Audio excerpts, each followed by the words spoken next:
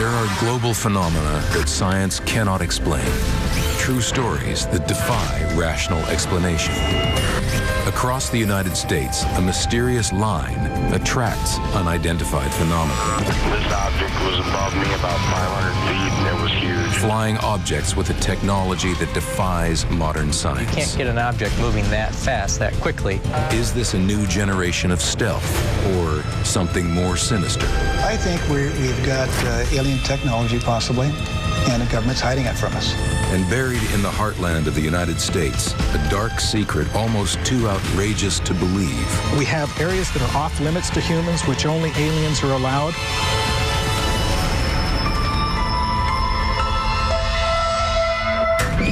New investigations question unexplained happenings and otherworldly events. I've never seen anything like it.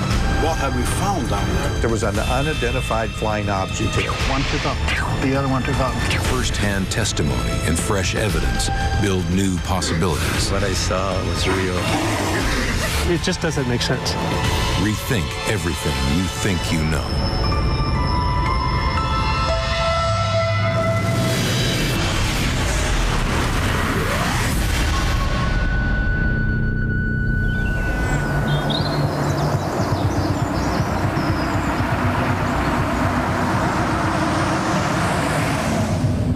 Ex-Deputy Sheriff Chuck Zukowski has been investigating mysterious phenomena across Middle America for 25 years.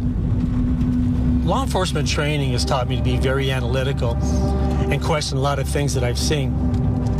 For decades, he specialized in a strange phenomenon prevalent in this part of the country: cattle mutilation, analyzing scores of incidents. When it comes to animal mutilations, at first I thought they'd be pretty easy to solve, but the more I did, the more complicated they became. The ranchers were seeing UFOs, strange lights in the sky. There were a lot of strange and weird things going on. After years of research, something about the location of these events dawns on him. Well, I've noticed these cases seem to cluster around the Colorado-New Mexico border. These states run along a line of latitude, the 37th parallel. Chuck investigates further. He discovers that bizarre events and sightings are strung along this parallel for 3,000 miles, a straight line through the heart of the United States. Cases include Highland, Illinois. 4 officers see a huge object they cannot identify. 2550. I see something, but I don't know what that is. Aztec, New Mexico, reports of a downed extraterrestrial craft. Las Animas County, Colorado. Sheriff Lou Girotto witnesses mysterious flying globes. And in Piedmont, Missouri, what seems like a saucer of lights shocks local eyewitnesses. No, I believe it was a UFO. So is this just coincidence? It could be. But Chuck suspects something else might be at work. I'm wondering whether or not there's this paranormal corridor going across the United States with a 37-degree latitude being the center line. But if there is a connection, what might link these sightings? Could it be geography, government, or the military? And if there really is a paranormal freeway cutting across the United States, who or what is behind it? Could it be a hoax, downright lies, or a genuine phenomenon? Chuck is determined to find out.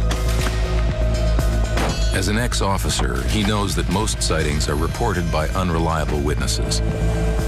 But there is one group of professionals specially trained to observe and recall. One of the best witnesses that I really like to talk to are former law enforcement agents or even current law enforcement officers. And the reason for that is the training involved in law enforcement is to be a good eyewitness. Chuck begins his quest in Illinois, 900 miles east of his home state, Colorado. In the town of O'Fallon, just north of the 37th parallel, in the early hours of January 5th, 2000, 4 experienced police officers see what they describe as a huge craft floating through the sky. But to this day, no one is able to identify what remains one of the best documented sightings in recent American history. Tina Joaquin is the duty dispatcher that night, and this is the center where she took the call. So what happened in January of 2000? I received a call from Highland Police Department from some gentleman that stopped in and said he's seen a suspicious light, you know, over the city of Highland heading towards Lebanon. Tina puts out a call to Officer Barton, who's patrolling the streets of Lebanon. A two-story house. It had white lights and red blinking lights, and it was last seen southwest over Lebanon. Just a quick question. If I happen to find it, what am I supposed to do with it? At first he thought it was a joke. And so did Tina. But moments later, she receives the shock of her life when Officer Barton radios back. Hey, be advised, there's a very bright white light east of town, and it keeps changing colors. I'll go over there and see if maybe it's an aircraft. It doesn't look like an aircraft, though. That's affirmative. Not the moon, it's not a star. Well, what happened after that, then? That's when more and more agencies started telling us that they did see something in the sky. 2550. I see something, but I don't know what the heck it is. SINCOM 6004. Go ahead. I've got that object inside also. Are you serious? It's huge. What does it look like to you? It's kind of V-shaped. Really. When you first get the call, you know, I'm thinking, okay, they're crazy, but when you work with these guys for years, you know how their voice is, you know how it sounds, you know if it changes, there's something going on. They were serious. There was definitely something there. This object was above me about 500 feet, and it was huge. One of the policemen who saw the object is State Investigator Mark Lupino, a 15-year law enforcement veteran. Chuck's first thought, are they simply sharing a joke at the dispatcher's expense? Absolutely not. It'd be kind of hard to coordinate all the people who saw this from Highland all the way over out to Millstadt. To pull somebody's leg or to fabricate anything is kind of detrimental toward your career because in our profession, your word is everything. Right. So with all the law enforcement people out there that night, did anybody get any evidence? One of the officers took a Polaroid of the craft as it was flying. I have it here in this. You got an actual Polaroid? I have it in this envelope. There it is with the lights. So this is actually the back of the craft? That's what I call the back. I don't know if it was back or the front, but that's where you can see the depth, some of the thickness it had, with the three lights across. And the triangular part came out this way? Yeah, the triangular point came out that way, like it'd be going away from us. So if you were to look at this, this is exactly what I saw going over this direction, headed that way. At one point in time, it had to accelerate virtually within a blink of an eye. But I've never seen an airplane move kind of that way at that speed. What do you think you saw? It could be a military craft. It could be something extraterrestrial. I have no idea. None of the other officers have an idea what it is either. But these witnesses are not aviation experts. Maybe the military are simply testing new top-secret hardware. Looking at a map, there are military bases near many of the sightings that form a string along the 37th parallel. These include Nellis Air Base and Area 51 in Nevada, Cheyenne Mountain in Colorado, Whiteman in Missouri, and Scott Air Force Base in Illinois. Could there be a connection? I'm wondering if the Air Force is doing something and it's just not telling us. All I know is these sightings seem to fall right on the 37-degree parallel. Scott Air Force Base is just a few miles from where the Illinois sighting occurred. Maybe they can help solve the mystery of what is flying across Middle America. This object was above me about 500 feet, and it was huge. The ability to hover and then accelerate without a sound matches the description of other flying objects reported along the 37th parallel. But how can an object the size of a house drift through the sky unnoticed by the military? Surely the Air Force will pick it up on their radar. Chuck has come to Scott Air Force Base, just a couple of miles from where the officers are patrolling. So I contacted Scott Air Force Base about the event that happened back here in 2000, and I asked them for specific details. And at this time, they just haven't got back to me yet. Yet the sighting here falls right in within that 37-degree parallel. Could Scott Air Force Base actually know more than they're telling me? Chuck keeps up the pressure on the Air Force press office. Eventually, they do respond. They claim that there is no record of any calls to the base about this incident and that there is no one who can comment further on the issue. Yet police dispatcher Tina Joaquin clearly remembers reporting the incident to Scott Air Force Base and getting a reply at the time. I did call them and they didn't have any information. They kind of thought that, you know, like, are you crazy? And I said, I'm just giving this information. This is what officer asked me to relay to you. The Air Force response is at odds with Tina's account, and they won't talk to Chuck either. The bottom line is, either they know what's going on, they don't know what's going on, or they're just lying to us. And if it is a top secret weapon, why would the military reveal what they know?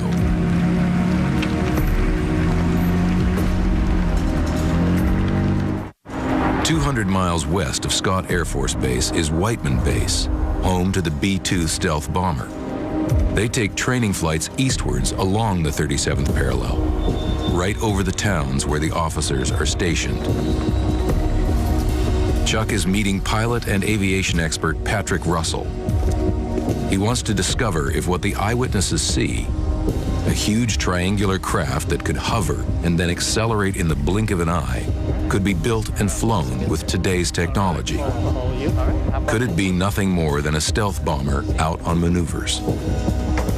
In a flight simulator, Chuck is shown the basics of powered flight. All right, go ahead and set your things down. Full power on takeoff always. All right, and now we rotate. We just gently come back. All right, and then we pull the power back and lower the nose. Cruise in this aircraft is about 100 knots. Could a stealth bomber hover? No, and I would assume that the stealth bomber would stall at a much higher speed. Jets are designed for high-speed travel. Our stealth is a delta wing formation, so therefore it's flying at very high speeds. What that also does is it gives it very poor flight characteristics at low speeds. So there seems to be no way a B-2 stealth bomber could move slowly or even hover, as the police describe. But could the Air Force have secretly developed a new sort of stealth aircraft that could hover, like an airship? The problem, then, is the question of what the police describe as almost instantaneous acceleration.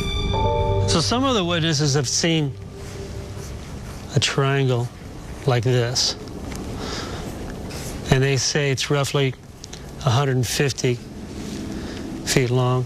Some of our witnesses says that it can get from point A to point B within a matter of seconds. Do we have any aircraft today that large that can hover and then move a distance within a couple of seconds? Not to my knowledge. Again, in order for it to go from point A to point B, it has to have some form of thrust to get it to that point. And so there has to be some type of engine or some type of air movement that is making it move at that rapid speed. And besides, if it's really that big, you also have inertia. So you can't get an object moving that fast, that quickly, unless you have a lot of thrust. Patrick knows of no aircraft that can do what the witnesses describe. Chuck has to question whether the object the officers saw and the other objects that seem to be flying along the 37th parallel are due to human ingenuity, or could they be the product of an unknown technology? While Chuck wrestles with this question, he tracks down a study carried out by Professor of Physics Harley Rutledge from Southeast Missouri State University. In the first academic investigation into unidentified craft carried out in the United States, Rutledge records his observations of mysterious objects in the sky. Here's a physics professor that saw a flying craft, and he has no idea who's propelling him. He actually thinks that it's some unknown technology. But there's something else about project identification that fascinates Chuck. All the information in this book, it pertains to eyewitness reports in Piedmont, Missouri. Piedmont, Missouri sits on the 37-degree parallel. I think it's a good place to go, interview some eyewitnesses. With his suspicions that the U.S. Air Force know more about the mysterious craft than they want to reveal, Chuck wants to see if there really is a connection to the military. Piedmont, Missouri sits right at the heart of Chuck's paranormal freeway.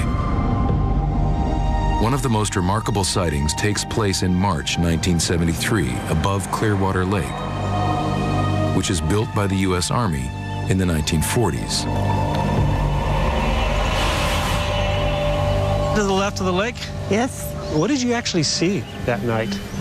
The first thing that I saw was a red light. The first time I saw it flash, I didn't say anything. And then it flashed again. And I said, Kathy, I said, there is something out there. Yeah. And so I stopped on the dam. Every time it would flash, because of the hill there, you could see that it had gone up higher. And then after it got so high, there were white lights that was around it. They came on, and then they flashed. But after it got so high in the sky, all the lights came on and stayed on. And then it just circled and went over the hill. Right there. Mm-hmm. Right over to the right side over here? Yeah. Mm-hmm. It seemed like it seen us. But it made no noise. There was no noise. You didn't hear any noise at all? Did you smell anything unusual? No. Mm-hmm. So here we have some type of craft with lights, circular lights, no sound, no smell. Just, what do you think it was? Well, I had a lot of people tell me that it was probably one of those jump jets. And I was raised on the RAF base, and no, it wasn't no jump jet. No, I believe it was a UFO. In my mind, I thought, you know, if that is an alien, what can we do? I mean, they're here. I have a brother that retired from the Royal Air Force, and I told him about it after when I went home. He said, leave it alone. Unbelievable as it sounds, Chuck is being slowly drawn to the conclusion that the objects flying along the 37th parallel, whoever's behind them, have a performance capability beyond our current understanding. So far, everything I've seen, not only Colorado or Illinois and Missouri, leads me to believe that they're seeing things that defies our modern-day physics. It's got to be something else. It's just amazing. It just baffles the mind. But there's not just a question about the technology. There's also the fact that wherever these craft seem to appear, there are military bases nearby. Is this just coincidence, or are the two somehow connected? Military developments are typically 10 to 30 years ahead of civilian ones. This would explain why the technology being glimpsed is unrecognizable to the public. If this technology is created by humans, there is one logical place to look for answers. Looking at the map and the possibilities of bases across the U.S., the most plausible base that would have technology that's way beyond our modern-day physics would be Area 51 in Nevada. Area 51 is America's most secret airbase. Here, state-of-the-art aircraft have been developed for over 60 years. It's also a hotbed for UFO sightings and sits right on the 37th parallel. But are these sightings credible? Are there really mysterious objects congregating at Area 51? Being a radar operator, have you seen anything there at 51 that you didn't recognize? You would see things on the scope that you could not identify. This was pretty normal. Chuck Zukowski is investigating mysterious flying objects that congregate along a line that cuts through the middle of the United States, the 37th parallel. He's discovered that the crafts being seen appear to be powered by a technology that modern science cannot explain. And he's suspecting that the military know more than they want to reveal. I've been driving for hours to this barren area. It's a perfect place if you're going to mess with any type of technology that you didn't want the public to know about. He is heading to what may be the most closely guarded stretch of desert in the world, Area 51. For decades, its very existence is denied. Only after the WikiLeaks disclosures in 2012 does the Pentagon admit its presence. Newly declassified documents show how the top-secret Blackbird reconnaissance aircraft and the F-117 stealth fighter are built and tested here. If there is a new superplane being developed, Area 51 is the place to look. Chuck has arranged to meet former radar operator T.D. Barnes, who worked at the base for 30 years. Being a radar operator, have you seen anything there at 51 that you didn't recognize? You would see things on the scope that you could not identify. This was pretty normal, particularly out of Area 51. Is there still stuff that you worked on that you're not allowed to talk about? There's quite a bit of stuff that was technology stuff that we developed that has never been declassified. And probably about 95% of the stuff that we did, we still can't talk about. So you can only talk about that much? just the programs that they have declassified.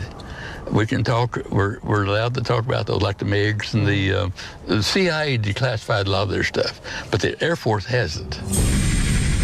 So far, the military has refused to tell Chuck exactly what they know about mysterious flying objects along the 37th parallel. So he's determined to investigate through other sources. Mike Danan is a retired commercial jet pilot. In 1988, he witnesses a remarkable series of events in the sky above Area 51. This is the first time his testimony has been made public. I was flying co-pilot at that time, and we left St. Louis going to San Francisco. It was about 1:30 in the morning. We were about 40 miles east of Area 51, and if you draw it, here's the Area 51 here. We were about 40 miles out, and ATC came on, air traffic control, and they said, "We need you to make a 90-degree right turn." So we made the turn. And we went up about 40 miles, and then they gave us a left turn, 90 degrees. So what you're telling me, it sounds like that someone told the tower to divert you away from Area 51. Right. I just happened to look out over the window this way, and I said, "What is that down there?" And here's this, it looked like a hologram. You can see kind of through it. Mike sees what looks like a 3D runway and approach path light up in Area 51. I said, "What in the heck are they doing down there?" And about that time, it looked like somebody had taken a glass full of fireflies and just dumped them in the sky. And one by one, they came in, made a hard 90 here, a hard 90 here, just like this. So each one of them had like some intelligent control. Yes, and I don't think a human being could take that kind of a whiplash. And they're not a G's? It was unbelievable, yeah. As Mike and the pilot watch, the strange lights land one by one at Area 51. When I asked the captain, I said, "What do you think? What was that?" He says, "We didn't see anything." In the airline industry, if you talk about UFOs or flying saucers or little bitty gray guys, you just kissed your career away. Why? You tell me. What's the government trying to hide? His experience above Area 51 leads Mike to propose a radical theory. I think we've got alien technology, possibly, and the government's hiding it from us. As a former professional pilot, Mike's been trained to observe and evaluate what he sees in the sky. What he describes sounds unbelievable, but it raises another question for Chuck. Could the Air Force or our military be working with aliens? Is this an alien technology, something of a joint venture? This is something we really need to look into. If strange orbs really are landing at Area 51, they sound similar to the technology described by other witnesses along the 37th parallel. Chuck is determined to find the technology behind Mike Danan's flying spheres. Could it really be alien in origin? It tells about the aliens that they have recovered, what they look like. They told what they knew about the flying saucers.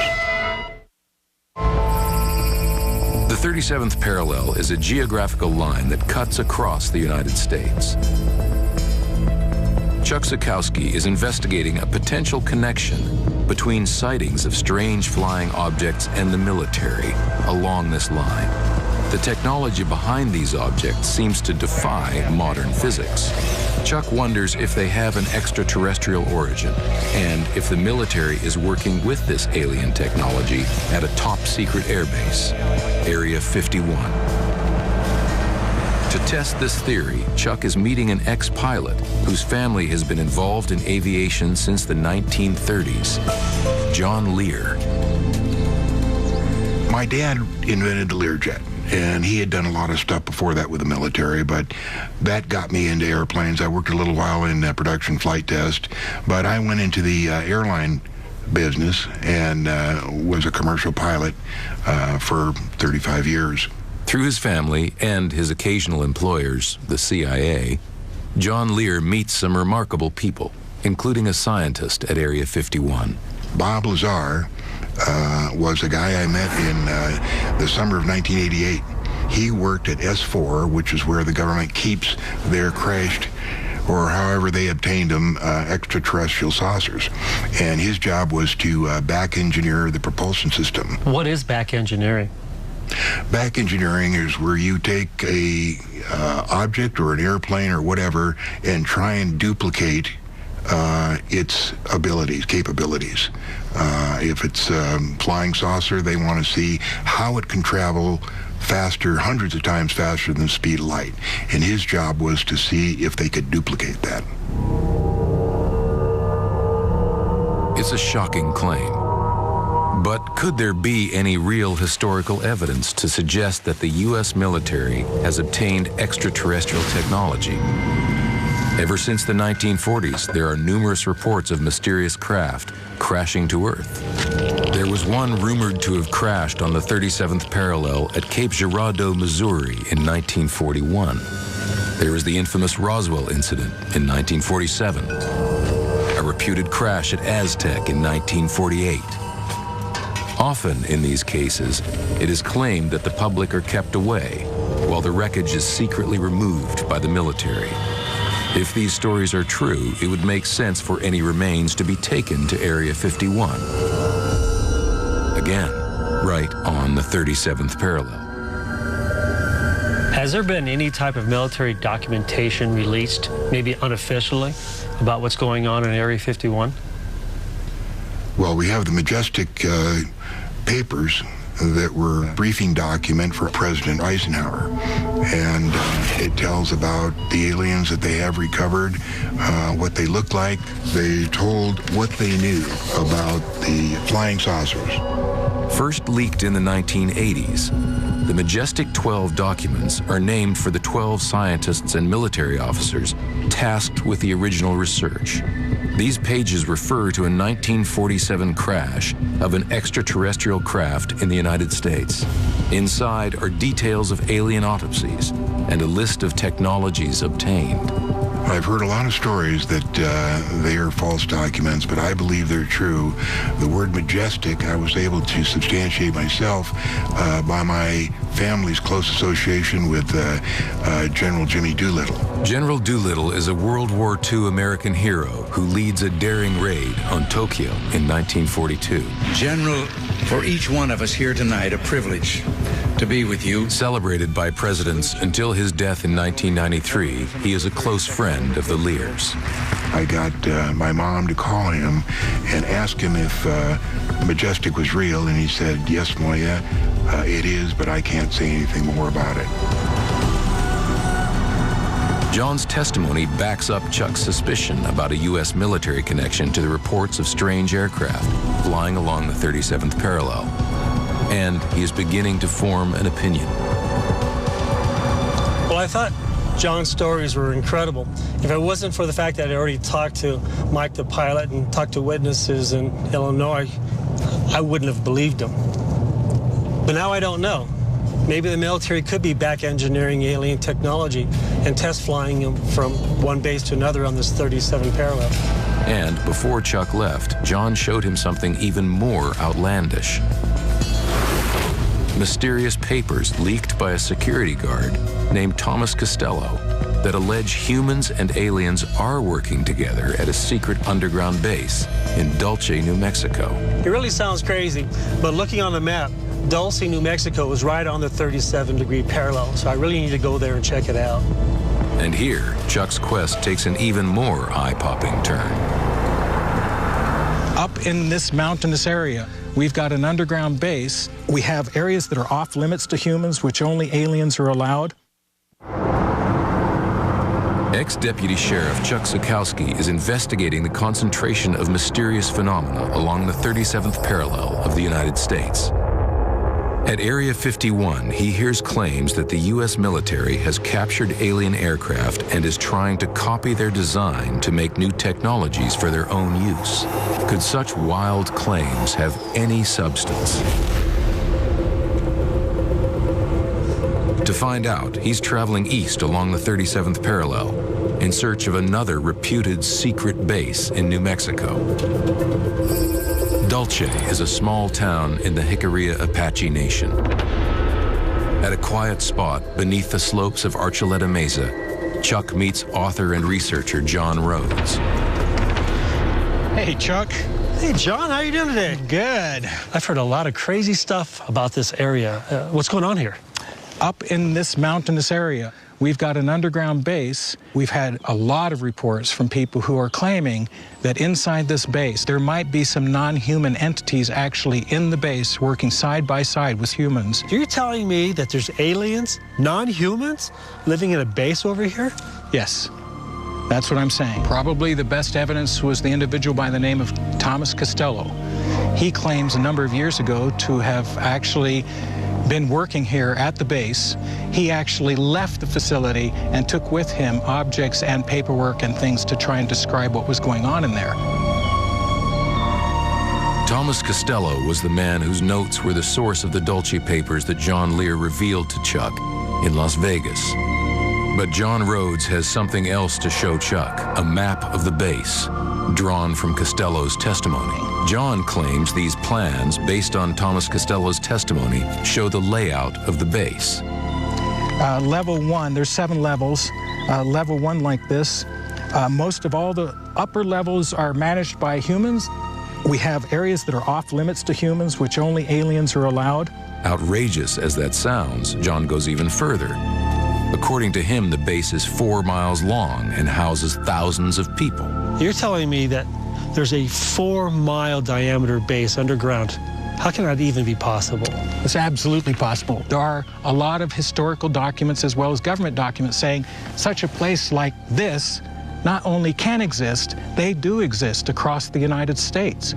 John shows Chuck papers that describe plans to build underground bases and a machine capable of doing it. These are images of thermal nuclear boring machines. And what they'll do is they'll superheat the rock. Granite will melt at 18 to 100 degrees centigrade. It melts into a liquid form, into magma. And so what they're doing is they're cracking the earth and pushing through. And as they push through, the magma permeates the outside casing of the tunnel. And what they end up with is a glass-lined tunnel. It sounds like a machine from some crazy science fiction B-movie. But patents from the 1970s show such a tunneling engine, potentially capable of traveling hundreds of miles underground and creating a remarkably efficient subterranean network. With the technology we have of tunneling, from what you described, do you think that Dulce could be connected underground to Area 51 in Nevada? I feel that it actually is. It may seem like fiction, but could the mysterious craft witnessed along the 37th parallel really be connected to a series of underground U.S. military bases? As radical as this theory is, Chuck wants to investigate it firsthand. Talking with John, it does back up a lot of the information that I have about the possibility of military bases on a 37-degree parallel. I'm going to go ahead and drive up this mountain. I'm going to see if there's any evidence on top that may link to some type of secret military base. To explore the summit of Archuleta Mesa, Chuck needs permission from the Native Americans who own the land around Dulce. Hey, Hi. On the summit, Chuck meets Richard, his Jicarilla guide. Well, thanks for meeting me up here. I don't think I could go any further. Okay. But they are not the only tribe with a claim to this wilderness. The northern part belongs to another nation, the Southern Ute. So this is hickory land right here? Yes. And then there's a border up there where it's Southern Ute? Yes. And is anybody allowed on the Southern Ute land? No. So if someone was going to hide a military base, it would be in an area where no one's allowed on? I think a place like that would be a good place, you know, where you cannot go. That's Ute land is still about half a mile that way. And that fence is just to keep people away from this place. So this is as far as Chuck can go. To keep the peace between the nations, Richard makes sure he does not stray onto Ute territory. So Richard's taking me to the edge of the Ute land. It's strictly off limits. No one can go there. If there was going to be a military base, that would be the place to put it. The Ute Nation refused to give Chuck permission to enter their land from Dulce to the south. But in an attempt to access the Ute land from the north, he has tracked down one of the few non-Utes with first-hand experience of the territory, Ed Gomez, whose family has been ranching in the area for decades. Ed's got another theory about what's going on at Dulce. And he's got video evidence. That doesn't look like any hunting tower I've ever seen. I think they're security posts, to be perfectly honest with you. Lights? Chuck Zukowski is investigating why mysterious aerial phenomena seem to concentrate along America's 37th parallel. He's discovered a series of military bases that run in tandem to sightings of these unidentified craft. At Dulce, it's claimed that some of these bases are underground, linked by a series of tunnels. Ed Gomez comes from a long line of ranchers with land just a few miles from Dulce. During the 70s and 80s, they suffer a spate of mysterious cattle deaths. How many mutilations have you had over the years in your ranch? From 1976 to 1985, we had 23 actual mutilations. Eventually, the family is driven out of business and lose their ranch. But not before Ed manages to investigate for himself what is happening on the north side of Archuleta Mesa, the area Chuck couldn't access. He's brought a video to show Chuck some of what he discovers. What's this? This is the Redding Ranch. The Redding Ranch is just north of, or it's at the base of Archuleta Mesa. There's a road that leads through it, through Johnson Canyon, and it's the only way to get up to Archuleta Mesa from the north end. This ranch was highly fortified. You couldn't get into this ranch. One of the peculiar features Ed notices are these towers. The owners of the ranch describe them as hunting towers, places to wait for animals to approach. Yet they are built to withstand a very serious assault. What you're seeing here is a close-up of one of the hunting towers. But if you look closer at it, it's constructed out of very heavy gauge steel, and it's actually bulletproof. That doesn't look like any hunting tower I've ever seen. I think they're security posts. That's the only explanation I can give, especially with the tight security that they had at this ranch. Like John Rhodes, Ed Gomez believes that something very strange is happening at Dulce. He is convinced there is some sort of underground base, but he won't go so far as to say that aliens are involved. When I first heard about, the alien base, the Dulce Papers, you don't know what to think. Maybe it was, sci-fi. Maybe it was true. But without any scientific proof that there was actual aliens, there was an alien base, I never really, did believe it. We suspect that there was probably chemical biological warfare experimentation being conducted in this region. To Chuck, an underground military base that is testing biological and chemical weapons on cattle from nearby ranches sounds plausible. But it doesn't explain the mysterious flying objects eyewitnesses have seen, nor the testimony of John Rhodes and John Leard. However, there is one aspect of Dulce that all the witnesses seem to agree on. It doesn't matter who you talk to. Everyone there agrees that there's some type of underground military base nearby. Depending on the person you talk to, it'll be either alien involved or CIA involved, but either way, they all agree there's a military base there. Back home, Chuck begins a more thorough investigation into the U.S. military's underground bases. Well, I learned during the Cold War that the U.S. military built underground missile silos to house thousands of nuclear missiles. The U.S. government also built very large underground complexes to house members of Congress in case of a nuclear strike. These underground bases were just enormous in size. The U.S. military certainly has the technology to build an underground base at Dulce. And remembering his conversation with John Rhodes, who is convinced that Dulce and Area 51 are connected underground, Chuck is trying to work out how that fits in with his 37th parallel idea. Looking at these UFO sightings, I'm wondering if some of these UFO sightings are associated with other military bases. And I'm also wondering whether or not military bases are linked with some type of underground tunneling system that shoots across a 37-degree parallel. Chuck theorizes that there's a network of secret military bases that house UFOs, all connected by a series of tunnels running along the 37th parallel.